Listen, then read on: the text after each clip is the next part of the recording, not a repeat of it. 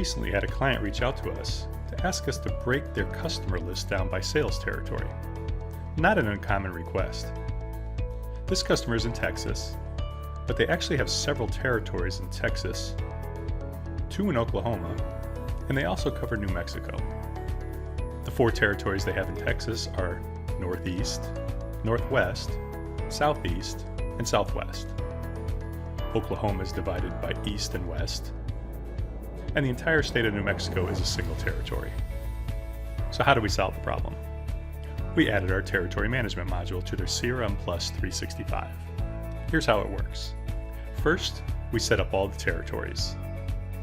Then we went in and set up each of the 3 states. Notice 2 of the states are not assigned a territory, but Mexico is. Simple.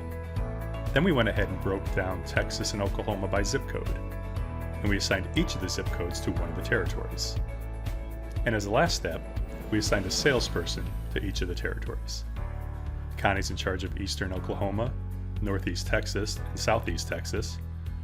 Mike covers Northwest Texas and Southwest Texas, and Steve handles Western Oklahoma and the state of New Mexico. If the company's in New Mexico, the system checks to see if the salesperson is assigned correctly. As you can see, it's not. The admin user is entering this record. So with a simple click of the OK button, the system not only enters the territory, but it assigns the correct salesperson as well. If, on the other hand, the company's in Oklahoma or Texas, it's even easier. All they need to do is enter the zip code. The system not only fills in the city and state, but also looks up the correct salesperson and assigns the territory. Super easy.